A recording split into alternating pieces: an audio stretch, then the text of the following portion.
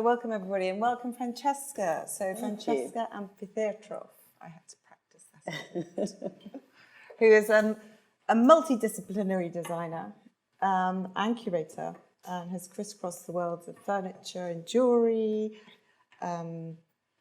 physical spaces, museums, in quite an incredible way.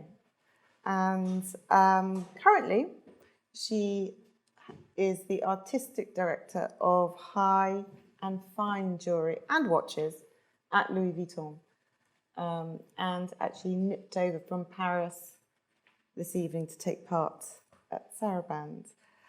From my point, I'm Harriet Quick. I'm a writer, journalist and author.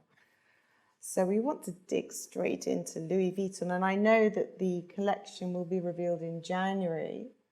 It will be revealed in May. The first fine jewellery collection will be in stores, end of May.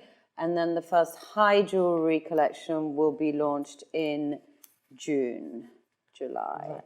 I think it's going to be revealed to the press in January. Right, with lots of NDAs to sign. Yes. So the point being, we can't really go into much detail about that. No. But so wait and see. What we want to talk about right now is, in sort of broad brushstrokes, what does Louis Vuitton represent to you? I mean, now we've got Nicolas Ghesquière, who's helming the ready-to-wear with his magical mix of sort of sci-fi and elegance. Virgil Abloh's joined to take over the menswear, and you can see these incredible sort of hand-stitched sweatshirts. I mean, there's a real period of change for this very storied maison and probably the best known powerhouse name of luxury. What's your reading of LV and what's your associations with the house?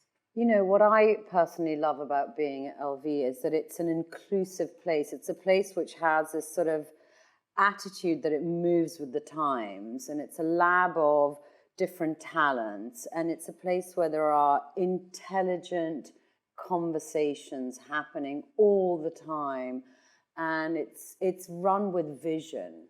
You know, there is an incredible CEO that I really do have the most interesting conversations with, and I learn so much.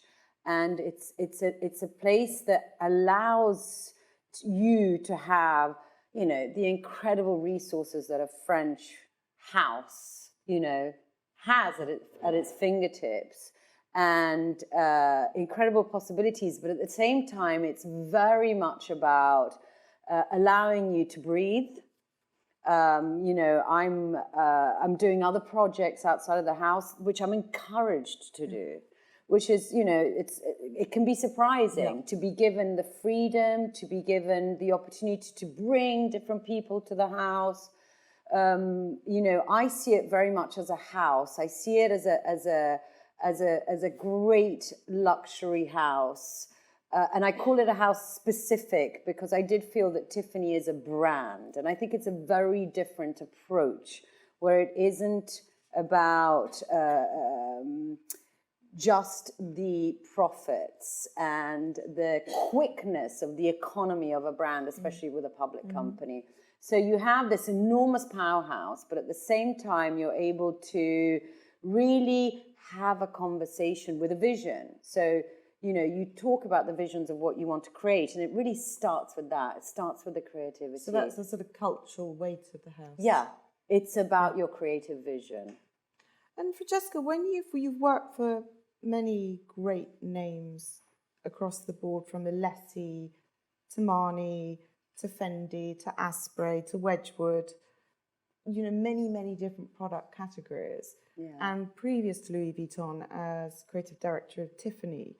But when you go into these roles, when you go into these interviews, what's exciting for you? What's the thing that cinches the deal there? Well, I think you start to dream about what you can make. So you start to imagine the possibilities in your head, and you start this journey in your head.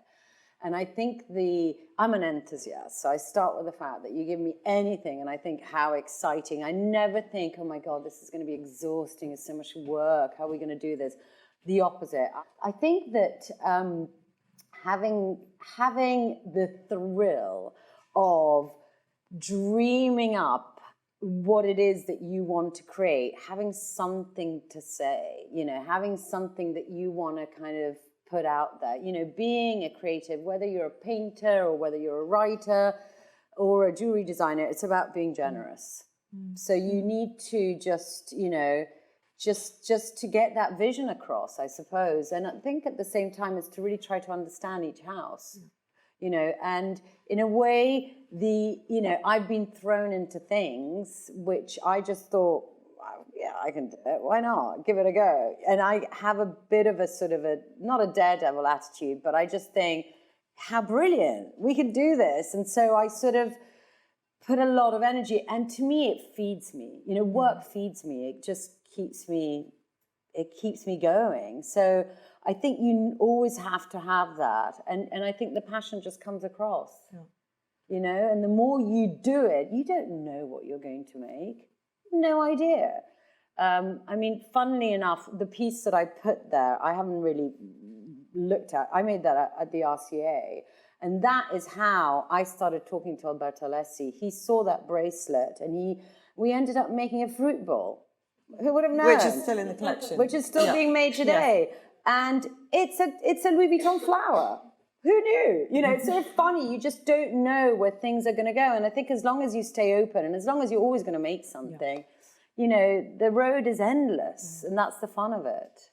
And with Tiffany, that was a very high profile role with a lot of demands on it. And as you say, it's a brand and a very corporate organisation. I suppose the associations of Tiffany, you're a very sort of patrician American brand, and we might all know it through the little charms and trinkets that you want and desire as a young girl. But you entered with a very modernist language. What did you see there as possible? Well, I think that Tiffany has had a lot of different lives, right? Tiffany's had some phenomenal periods. Obviously, Louis Comfort Tiffany was an incredible visionary. The things that he did when you actually really look into the history, he made, watches and had a factory in Geneva that ended up being sold to Patek. The inventions and the incredible vision, and it was the first, and it is the first American luxury brand. But Tiffany also went through the Avon days, where it really wasn't at its highest peak. And I think it also went through the Elsa Peretti, in the 70s and 60s. If you were anyone, you got a job at Tiffany, because that's where things were happening in New York. Yeah. And you had, this phenomenal man Jean Moore, making the most phenomenal windows you've ever seen that were like surrealist pictures. And he had Warhol doing one, and he had Rauschenberg doing another. And so there was this hub of activity and energy. And I think that when I went in there, I remembered that. You remember in that, my mind, those were the glorious years of Tiffany. You can't repeat that. So no, what do you bring but you do your modernist. Current? And I'm not a fussy designer. Yeah. I'm not a Baroque decorative designer. I like a purity in design. And so I think I went in there very much with it's American good design. And the greatest moment of great American design was the 50s and 60s. So, from the car industry to, just furniture to art, abstract expressionism. They went, why do we have to do a composition which is triangular and everything's in perspective? Screw that. We're doing it our way. So, that energy that there was in America in that period was phenomenal. And it's still today considered modernism. So for me, that's what I believed was right for Tiffany. And I was very clear, and I went in there that I had the tea collection already drawn in my sketchbook, and I'm like, we're doing this. And it was, they showed me a lot of little trinkets, which is what they were planning to launch. And to me, it just seemed like more stuff. More stuff, yeah. And so I think the impact of when you have the possibility of working in a big brand like that, and with the advertising and everything behind you, you can make a mark. And if you get it right, they've got something that's going to work for decades and decades and decades. There's pieces from Elsa Peretti that still feel fresh today. That's good design. You know, Were you that's ever great. worried at any point that it was a gamble, what you were presenting, because maybe it was quite divergent to? No.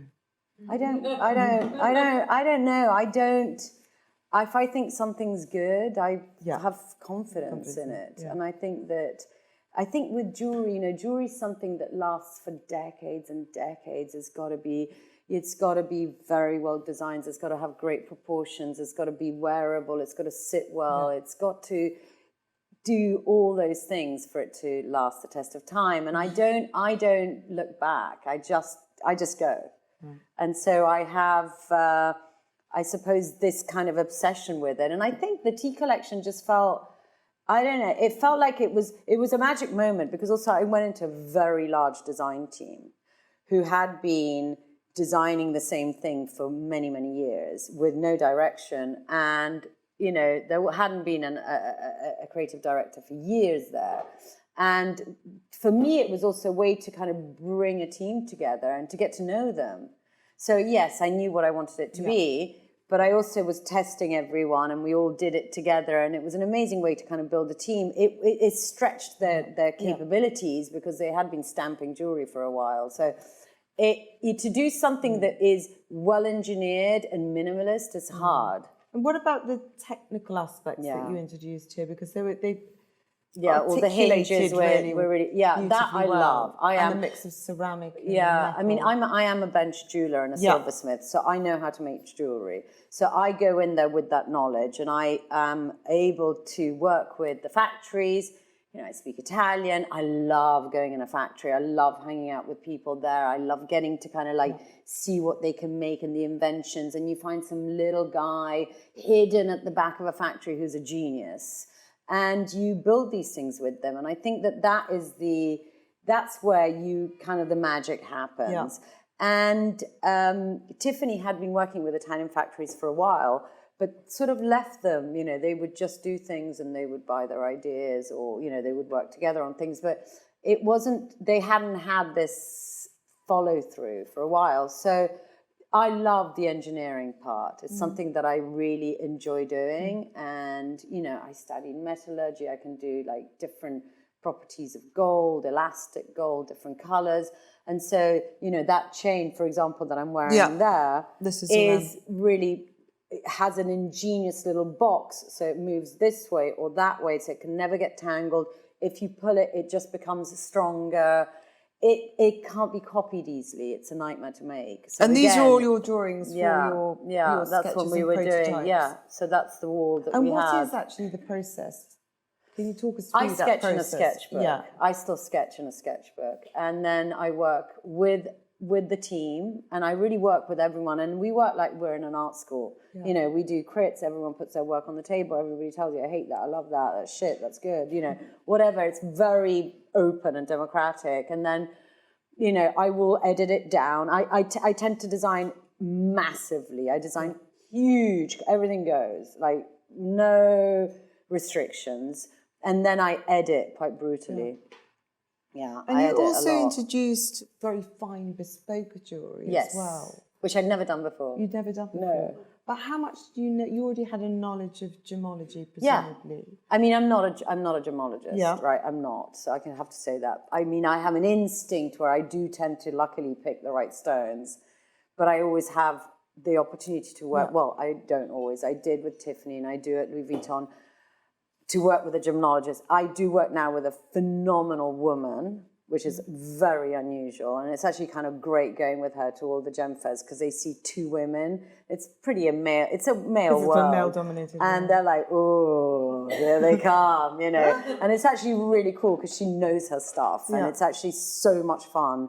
And I love it. And I do have an eye, but I don't know the chemical properties. You know, you need to study that deeply. So you've got the aesthetic eye. Yeah, I'll see if the stone is moody or if it's happy, or, you know, that life within a stone, or, you know, there's it speaks to you, a stone, a little bit. And so with Tiffany, I think the fact that I hadn't really had the schooling, you know, the Place Vendôme schooling or the proper, I hadn't had that. I took it on a little bit as a fashion project. And so the jewelry is much younger and it's fun, and it had this phenomenal impact on the industry. I mean, like the first collection, was on the red carpet, and it's Kate Blanchett. It was the cover of every single paper the next day. And she wore a black dress to the Oscars. Nobody wears a little black dress. What went into that piece that she's wearing?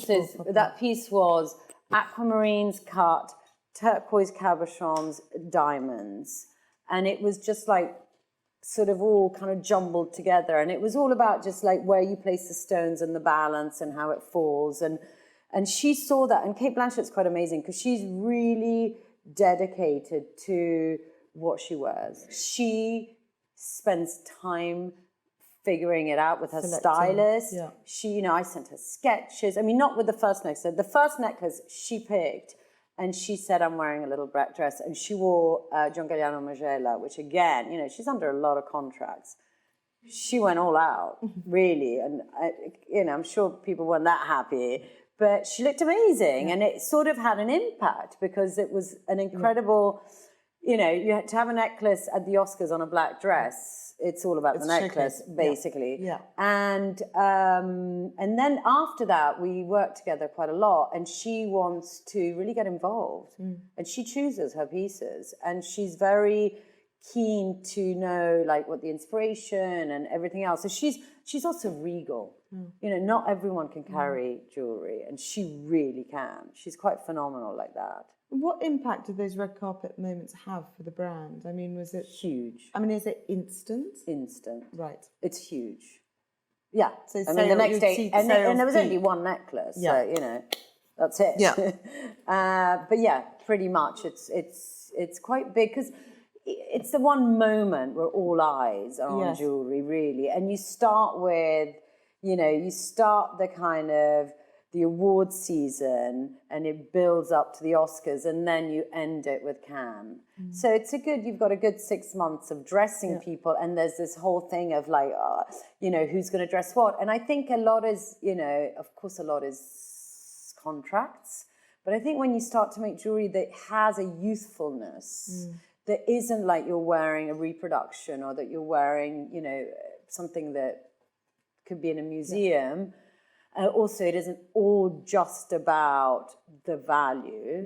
Then, you start to kind of get a relationship with a lot of these, you start relationships really, and we're all girls, and we're all, working, and it kind of starts to become something a little bit deeper. It's not, a paid public appearance, gone to the next one the next day, which is kind of great. So I think it's, it was a very instinctive, quick thing that happened. And you work with a stylist, and you work with a brand. You work, there's a lot of effort goes into it. You don't just look like that. Massive amount of effort. I was thinking back to that time when Tom Ford sort of said, I think it was the millennium sort of said, we'll all be wanting the same thing at the same time all over the world. In that era of globalization and homogenization. And he was right to many extents. Everybody did want that certain bag, or that white dress. But now, 2018, we're probably in the flip side of that. It's almost like we want something very individual, but we also want to be part of a tribe. And it's very sort of paradoxical impact on our sense of desire. But when you look at a global brand, Tiffany, for Louis Vuitton, what do you understand to be the push and pull of the customer? Well, I think it's a very interesting question, that. I think that moment of everybody following the same path has definitely gone. And that's gone in politics, that's gone socially. I mean, that is just, we're living under different times. I think a brand and a house, you want to feel that they get you. You want to feel that there's something, whether you're in Russia and China and America and Europe, that they're talking to you. And you actually want a conversation on social media. And then once they feel that they get you, then the conversation kind of opens, and then it deepens. But I think also they want to know that there's somebody there. All this era of formulaic marketing, or buying into your market has tired. Yeah. So you want to know that people are there and passionate. I mean, look at Phoebe at Celine. She didn't even want to speak to people that much, through social media or anything like that. But she really was there in everything that she made. Look at Lee. There was a total expression of that person. And I think that's so lasting and so valuable. Elsa Peretti, any designer that you feel that is that person talking to me, it has an incredible lasting effect within what they create. And do you feel, when you're doing those wonderful kind of lifestyle pieces that we saw flicking through earlier, and you're in your home in Connecticut, or you might be in the studio in New York or wherever do you feel that you need to do those? And at what point do you think, God damn it, it's so invasive? Yeah. I mean, look, when they say things like, your favorite holiday destination, you're like, okay. I mean, I only started using Instagram when I got the job at Tiffany. I'm like, I'm not on Facebook, I'm not on Twitter, I'm not on any of those things. So I hardly post. I'm not even very good at it. So I'm not the best person at this. I think that, coming into your home, yes, for the FT, yes.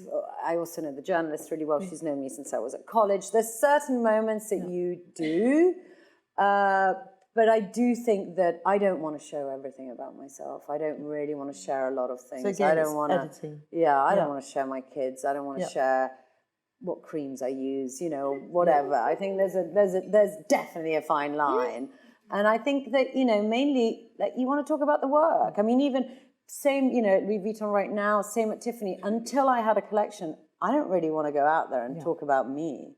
I mean, I'm here now doing exactly that. Well, I do that. But you've got to be careful. Yeah. There's a lot of oversharing. Yeah. And there's a lot of little mystery left, and it's like, I mean, it's kind of, yes, you do want to have a guilty pleasure and look behind the curtain, but you want to be just yourself doing it. I don't know, I don't like it when everybody tells you everything about their inspiration and what they dreamt last night, and I don't know. It becomes too didactic as well. The diet I'm on, it's like, so boring.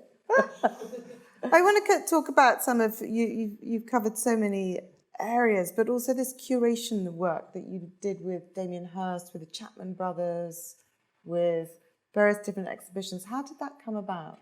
It kind of came about very much through friendship. And this is after you left college, right? This is right after. Yeah. I mean, like, for example, Jake and Dinos and I, we've all known each other for a very long time, and we've been friends for a very long time. And because I've always been a maker and making jewelry, I would always make jewelry for them, and they would ask me about certain techniques for metals, and we would always have these conversations. And this is when no one was really that well known. And I was at Wedgwood. I had left Marnie. I was at Wedgwood. I was the creative director at Wedgwood. And I got a phone call. And I was actually on maternity leave. And I got a phone call from the CEO saying, Francesca, we are going to announce in the news tomorrow that we've gone bankrupt. And it upset me so much because it wasn't, Wedgwood had been in a lot of difficulty. Yes. But the owner of Wedgwood it was 2008, the whole world had gone upside down, banks, car industry, everything was a mess. And Wedgwood was owned by a very wealthy man who had a bond that he couldn't pay to the banks. And he owned, the Independent newspaper, Waterford, Wedgwood, and a lot of other things, and he was just basically pulling the plug on it all. And we had just got Wedgwood out of the red. We'd just broken even. And I loved Wedgwood. It was just, the best archive I've ever seen, the most incredible English heritage. I mean, just phenomenal. And I just went, that's it. I don't want to work in retail anymore. I've had it. I had some jewelry in stores. I pulled all the jewelry and I went, that's it. I'm done. And I always had different people constantly ask me to work in the art world and constantly ask me. And I had done my own company, RSNA, and we'd made all these chess sets and we've done all these different projects. So I was already working with artists, and a lot of clients and collectors had asked me for advice because I knew a lot of artists personally. And so it wasn't the gallery selling to them or, different institutions. It was literally like, I know they're working on this and it's not going to be ready for a year, but we can go and do a studio visit and you can get a first look. And it was done very much based on friendship and trust. Yeah. And so then I started to place pieces, and I then was asked by big collectors to work on shows. And then, for example, the Musée Oceanographique asked me if I would come up with an idea for a show because they were celebrating their centenary. And obviously, if you see this museum, it's this museum. And this is in Monaco. This is this incredible museum in Monaco, which houses the most incredible kind of specimens of deep sea diving, and Cousteau, everything that he found is housed in this museum. And it has these cases, these glass cases with incredible skeletons of, big fish. And it was just perfect for Damien. And so Damien went to see it, and it was just, phenomenal. And so that happened. And of course, I wasn't the sole curator. I worked with, his curator, and, Monaco was pretty complicated. But the amazing thing is we literally closed down Monaco every night for a month to install it, all the roads. The museum had to be completely reinforced. The pier had to be reinforced. The harbour had to be rebuilt. I mean, they literally rebuilt Monaco to get these incredible heavy-duty pieces in, that all the weight had to be spread. And it was phenomenal. And I think the record numbers of visitors was insane. And then, I did some shows in Korea, and I don't know, it was just all things that just happened because I had these very long-lasting friendships, I think, and there was just, an unsaid trust. And I'm not an art historian. I mean, I've studied history of art, and I grew up all over the world, so I know, I love art, but it isn't really my background. What I did learn and what it did teach me phenomenally is how to represent a person, an artist or a creative person, how to speak for them and represent them, and really to represent them in the best way possible. And I think that teaches you then how to work for a house. Interesting. And be able to convey a story that isn't just, I made this cup, it's round. Yeah. You actually can go deeply into representing that house and explaining your message in a way that is... as if it were a live person. Yeah, absolutely. And to very difficult customers sometimes. And in different languages. I mean, there was there's a Chapman piece, which is penguins versus white bears, and basically the penguins leave the South Pole and they go all the way to the North Pole and they eat all the white bear, and basically they never really see each other because they're on opposite ends of the globe. But this was the whole narrative, and I had to explain this to a French collector in French, and suddenly you're like, with art you sort of have to stretch your abilities in ways you're not used to. Turns into charades. You also did extraordinary work at Gucci in Florence and actually created the Museo, which is still very popular and alive and working today. But what was that project? It's amazing that archive wasn't on show before. So Gucci didn't have an archive until Tom Ford really started Ready to Wear, right? I mean, it's interesting because nobody really thinks of Tom Ford. Everybody thinks of Tom Ford as just being so successful from the get-go. And he actually, he really had to build the Ready to Wear. I mean, it's quite phenomenal. He didn't even have the abilities of doing shows. And so, he grew Gucci out of, not having that category at all. And it didn't have an archive because, the Gucci family history is pretty convoluted. And so he basically started this notion of the archive, and Gucci has an agreement with all the auction houses that whatever Gucci museum piece is offered to them, they have first option to buy.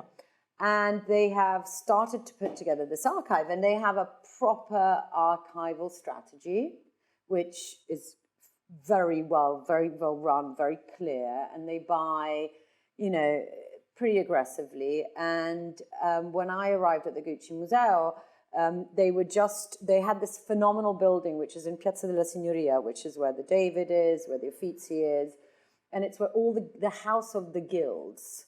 So it's this incredible palazzo where, if you were Michelangelo, you would have gone into the palazzo and you would have asked for the finance to build the David or, whatever it was, because the guilds paid. For the artworks. It's what, the Medici... Contemporary patrons. Totally. Yeah. And so you're in this incredible building where all this history has happened and taken place. And they had what was once the chapel, which was the room for the art exhibition. And the art exhibition was all on loan from the Pinault collection. So there's this incredible resource of phenomenal artworks. And then you had all the archives. So I initially went in there to do all the art exhibitions. And I opened with Bill Viola. And then, from then on, we curated a number of shows. And it was very complicated because you're in Piazza della Signoria and you've got to install through a crane, in the middle of the night or first thing in the morning. And then I started to work a lot with the actual archive. And that was great fun. Because you've got everything in there from sort of a crocodile handbag to a Cadillac with a Gucci interior. Yeah, it's amazing. It's quite mind-boggling. It's amazing. You've got guitars, you've got skis, you've got those 70s dresses with the chain buttons. You've got some really cool stuff. And I tried everything on. Everything. So much fun. Now I'm going to take you really back in time. And you were born in Tokyo. You've lived in Moscow, Rome, New York, and many other places. Yeah. And your father was a chief bureau critic for the Time magazine. Yeah. I'm just wondering what that itinerant lifestyle, plus what must be a pretty early education in the machinations of media, how did that impact on young Francesca? Yeah, it's not media, it's current affairs. Right. My father was obsessed with, and we lived a life all around current affairs. If my father's, the one thing he couldn't bear, if there was a war, he had to be there. If there was anything that was happening that was life-changing, that was would impact anything, he had to be there. And so we were very political as a family. And I had, when I was 9 years old, on my jeans jacket, I had Solidarność badges and Lech Walesa, and I was all for the shipyard workers in Poland. I didn't have Hello Kitty badges. I was it was we watched the news in the evening and we talked about it, and that was what we did. And then we talked about history and the impact. And so, the one thing, my father's not alive anymore, and in a way, I also think, thank God. He'd be heartbroken, as a very, and as an American. So I think that our life it was strange, And was your mum in the same field? No, my mother was in fashion. Yeah. So my mother was very glamorous, blonde. Everyone says I look Italian. My mum's blonde, green eyes. But my mum worked for Valentino. Mm-hmm. So I always remember my mother in head to toe Valentino, perfume, walking out and leaving. And my father instead, getting in a Fiat 500, driving up to the Spanish Steps. My father instead would disappear, literally, because we'd get calls in the middle of the night by this guy called Dick Duncan, I still remember, who was head of all the bureau chiefs. And they would say, you have to, there's a plane waiting for you, you're gone. And you'd get a telex 2 weeks later saying, I'm, on the Rainbow Warrior, or wherever, I'm, in a war zone here, or wherever it was, or, I'm interviewing Sinn Féin and I've been in the boot of a car for the last 10 hours, or, he did amazing things, my father, and it was all very for a cause that felt like a higher cause, in a way, and it was journalism that sort of is rare to find today, and we would always go to these hotels when my parents were actually around, which wasn't that often, but we'd go to these hotels in every country we lived in where the bureau chiefs would meet. And they were like Hemingway characters. They all had safari jackets and dirt on them. And they'd all talk about war stories. And it was men. As a kid, you were oh, you know, and they had amazing stories, and they're all the life photographers and all the time. And it was still owned by Henry Luce, and you know, you were in a family that was a very odd. They were big drinkers. They all drank all the time, and it was a very particular world that is. I don't know. Does it? I mean, it still exists really if you're a war correspondent in a way. But it was a very, and it was, and you know, I know some people ask me if my father was a spy. I don't know. I mean, you know, my dad went to Harvard time. He ended up in Moscow during the Cold War. I wouldn't know because he was good. Very good. But it was a very interesting. It was a world that is sort of gone, but it was a very interesting world. And but it was for you, moving from school to school and making new friends, was that? It wasn't, you know, I mean, I don't know. I didn't struggle with it. Yeah. My sister maybe didn't, was a little bit older. I did, when they moved to Moscow, I did go to boarding school here, and and I just stayed. And my biggest question in my life was always, where am I going to live? And then, you know, I mean, look at me now. I live in New York. I work in Paris. It still doesn't make much sense. So I think that that's just the way it is, you know. And I think I am at home in a lot of different places. I literally feel at home in a lot of cities. I feel very familiar to a lot of places. They feel familiar to me. So what was that thing then that got you to Central St. Martin's and RCA? Why jewellery? Yeah. So when I was at school, when I was doing my art A level, my art teacher had a boyfriend who came in, and he taught us how to make jewellery. We had like a 1-week class, and I made a hairpiece, I remember, in silver, and with an ebony stick going through it, and I loved it. I really loved it. And then you know, my father wanted me to go to Harvard. Like dead set, I had to go to university. We went around, we saw Yale, Princeton, Harvard. You know, I was meant to go to a university in America, had to be Ivy League. And I didn't want to go, and I didn't want to take SATs, and I didn't like the questions, and I secretly applied to art school and got a grant. And I was like, see you. And I left, and I did it all on my own, and then I got a grant at Central, and I got one at the RCA. So I kind of was pretty quickly independent. And I just, I didn't know I was going to do jewelry. I did a foundation. I thought I was going to do textiles. I was terrible at it. I really thought that was color was what I was going to do, and I was not very good. So, you know, at foundation, you try different things, and it's a great year. You learn what you're good at and what you're bad at. And it narrowed down to definitely something three-dimensional, and I love metal. I love metal.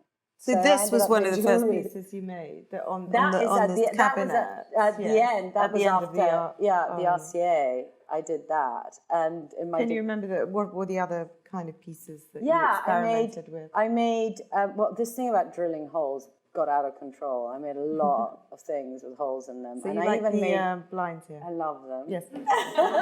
I even made a tea strainer. I made everything with holes, and then Alberto Alessi came up to me and he said, you know, I've just been doing a course in silversmithing, and, you know, I have a steel factory, and I see that there's this real difference between silversmithing and industrialization, and I want you to come. And so I went and started working with them, and it's like a family, Alessi, and I still work with them now. And it's a very unusual place, Alessi, I have to say. It's a very kind, lovely environment. You know, and they let you have your name on the pieces, they pay you royalties. Yeah. It's very different from how a lot of people would work.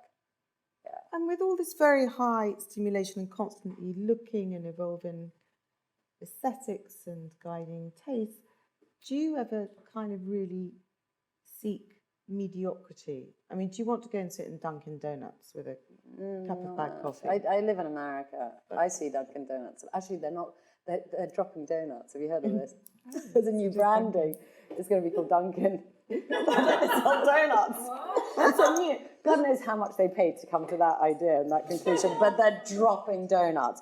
But, you know, I go to the petrol station and there's a Dunkin' Donuts. I mean, it's like America is, you know, I do have those moments where, you know, I do the drive-through Starbucks and, you know, and you've got your Birkenstocks and you're driving an electric car and you go, who am I? This is scary. But I quite like, I don't know. You know, I've spent many summers going to Cape Cod, for example, where it's a time warp. Yeah. You know, it's like still the 1950s, Yeah. and it's amazing. You know, living in America, you live with a lot of that with you. You know, but at the same time, because you have so much freedom in American space. Yeah. You have all this amazing space that you kind of have. You do have the time to yourself more. So that's your brilliant antidote. Yeah. And I think the other thing for me is, you know, I have in Paris the incredible savoir-faire, the amazing historical knowledge, this incredible beauty, this sort of refined sweetness that Paris have. And then in New York, I have the unbelievable progressive way of thinking where retail has changed dramatically. And it's all about, you know, D2C, direct to consumer. It's all about speaking with your own voice. It's a revolution. So Europe's it's catching coming. up with that. Europe is miles behind. behind. I have to honestly say, not to be critical, but New York is at least 10 years ahead. And it's amazing what's happening. Within that environment, which is instant, which is through Instagram, but who then become the arbiters of style, or is that a dinosaur concept? No, I don't think so. I think that it's very much you are. Like you are able to express yourself without having been told that you are, you know, officially stylish. I mean, I find the internet is the new underground.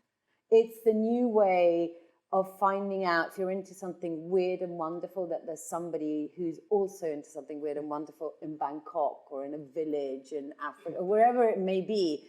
It's the next underground. It's how you find, you know, but it's global. The kind of the weirdos and the fun things and what's the next discourse, and that's really happening online. And I think that New York has this incredible energy behind really understanding that and pushing it, and then using it, and then you use it really well. And it's young, but it's so fast. And there you take that, you know, and you can do amazing things with. And you're developing your own. I am. I'm developing my own brand, which I'm going to launch in March. And I've been working with these amazing, you know, sort of young agencies who are all digital and are incredible. They're really incredible. And they, you know, build all the latest platforms. And they also understand it. They understand, like, you know, it's not so difficult to grow your numbers on Instagram if you want to. You know, there's formulas for everything. And also how to cut all the middlemen out and how to, you know, just do things in a new way.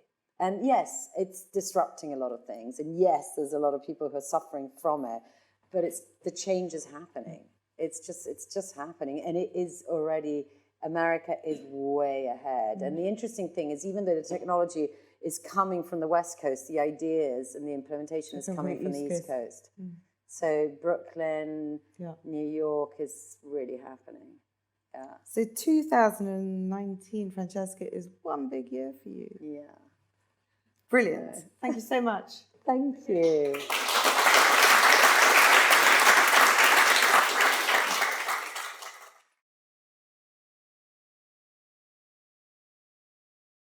So for the first one, I think that what's great is that you just evolve. Hopefully you get better and better. So, you know, in a way, the work that I did at Tiffany was right for then, but hopefully the work that I'm doing now at Louis Vuitton is even better. You just go deeper into it, because I think if you have those conversations with yourself, first of all, you've got to keep yourself very entertained. You can't just repeat yourself. You've just got to go to the next level and the next level. So I think that's what I'm currently, you know, the collection, for example, that I'm working on now, which, you know, with jewelry, the timelines are long. So you want to, when you work on a big collection, it takes a whole other year for it to be launched. So you have time to sit with it, and you have time to really do something amazing. So I think it just gets better and better. And then if I had to pick Oh God, I don't know if it would be a piece of jewelry. I think there's so many odd, things that I just love, from washing machines to, the old phone that's the standing up one that you dial here. There's just pieces of design, whether it's a car or fine jewelry, maybe wouldn't be the first place that I would go to.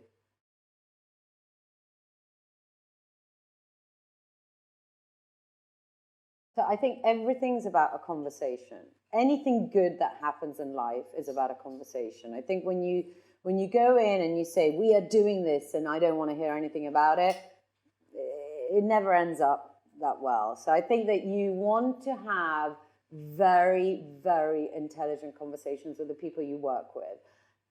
Obviously, it's always a team effort, right? Masses of hours and energy and works goes into anything like that. I mean, it's on huge scale and there's so many people involved, and from like the advertising to how it's going to be displayed in the windows to all of that. And the more you work, the amazing thing is that Louis Vuitton there is an incredible group of people that I'm lucky enough to work with, and I think that Louis Vuitton has this ability of attracting really phenomenal talent and looking after it and keeping it.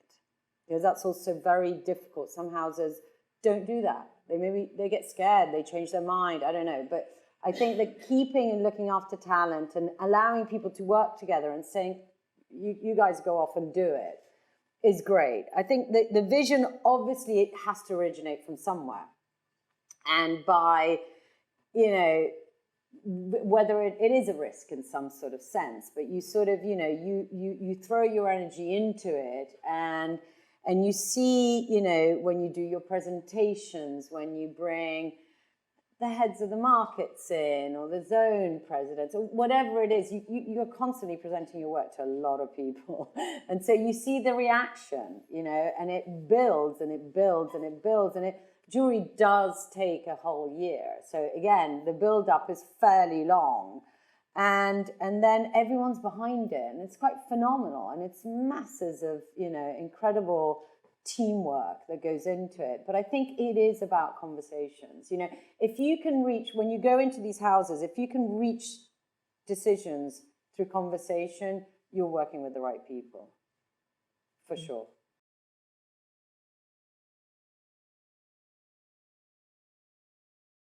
So I actually, when I came out of college, I started my own brand, but I don't think we even called them brands. It was just like, I started making things, and I did a show, and stores came and they bought my stuff, and then I was asked to do Trenoy, which was a fair in Paris during Fashion Week, and I didn't know what a pro forma was. I turned up with like a bag of jewelry and a bag of nails, and I didn't even have a hammer, and I hammered everything to this flimsy wall, and like people like Tony Gross from Cutler and Gross helped me out. He's like, what are you doing? So I have no idea. And he's like, okay, you're only going to sell to these people because they're the only ones that pay you on time. So I'm going to send you the right people. And then Anya Hindmarch was starting. Jimmy Choo was starting. Nicolas Ghesquière was at Callaghan there. It was like, everybody was sort of hustling, trying to make things happen. And we were all helping each other. Preen was downstairs. I mean, all people that, just went out of bed one day and said, right, we're gonna pretend we know what we're doing, basically. I definitely did. And so I did that for years. And I was luckily from outside, I was very successful in appearance. I sold to all the main stores. I had the windows at Brown straight away. I was at Maxfield's, Barney's, whatever. I sold globally. And then it was only when Chanel asked me to work for them that I realized it was so much easier to just work for a house, make a lot of jewelry, hand it, and just, take a great check. And so I realized that maybe it was a better route for me because, I was not good at like doing my taxes on time, or, it was all very, sort of done a little bit on the quirky side. But I had my brand, and I think that's how people got to know me in a way. And then when I Wasn't at Tiffany anymore, and I spent a year for the first time not working, which was fantastic. And I started talking to Louis Vuitton pretty quickly, you know, but it was a long conversation. And in the meantime, I designed a whole collection. And then I sort of sat with it for a while, and I was like, I really want to do my thing. And I think when I never worked for anyone full time. Tiffany was my only experience, and it was corporate America, and it was very, very different from anything that I'd ever done before. And it's not really the world that really I belong to, in a way. I didn't, having this sort of quarter results and being driven by a very different attitude. And so I knew I wanted to do my own thing again.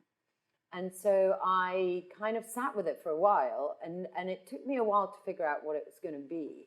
And I knew I didn't want to do, it's very difficult today to launch a jewelry brand because stores don't support you like they used to, and they don't buy things, and they don't, it's too risky. They'd rather go for big brands that have advertising, that are well known. And so I didn't want to have that.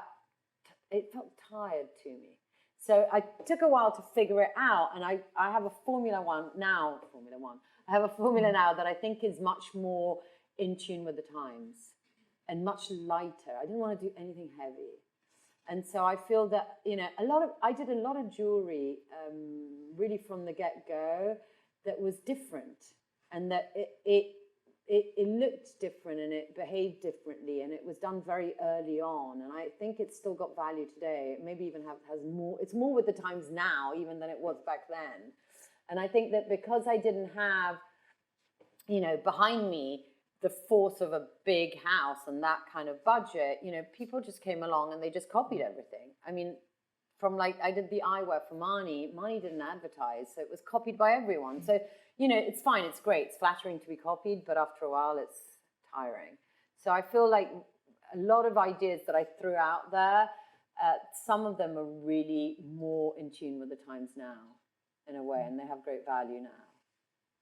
So you kind of go around the circle a long way to get back to certain things.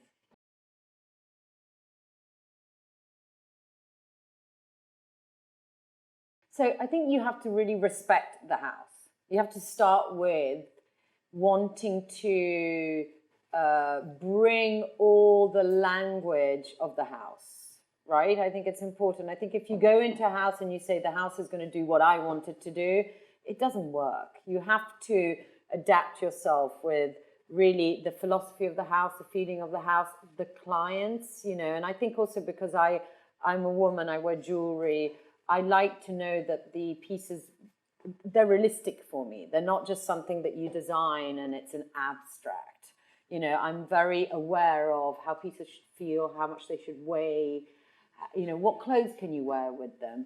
And obviously, I've learned over the years, there are certain aspects that sell very well in certain parts of the world, whether it's different gold colors, it's different proportions, different dimensions.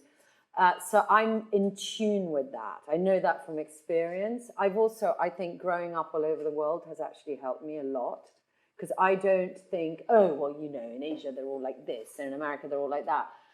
I love going to places, and I love kind of finding out what places are really like. And so I have already a fine tune on what women like to wear. And I also think by now we are global. And so it becomes more united. You tweak things to appeal to different geographical locations. But overall, we do sort of have an overall, language. But you just learn it as you go along.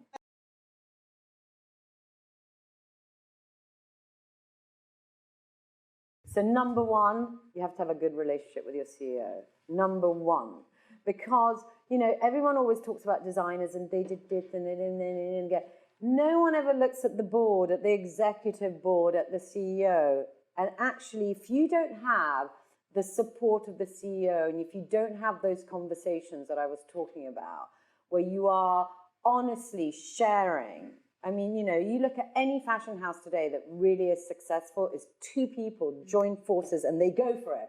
They hold hands and they're like hell bent on making it happen. And I think that is so crucial. And what's amazing is you can be as successful as you want. If you don't have the backing of that, you know, forget it. It just doesn't happen. So you need to know that you need to ask that person the questions. They're not interviewing you, you're interviewing them. And the minute you let them talk, and the minute you feel that they show their cards, always let them talk. And know that you have, obviously, you have to have your vision, you have to know what you want to make creatively, but you need to have that person backing you up and helping you, really helping you to get that message across in the right way and be truthful to you. Because the minute you start to see that that person is telling you something, but the minute you walk out, you're like, oh yeah, they're just a creative, you know, we'll deal with it. You know, then you know that you're in trouble. So you want to have a marriage of two people that's based on trust. And that is so crucial. And a lot of CEOs and a lot of executive boards, nobody ever really looks at them. And they can be a disaster. And they can make your life hell.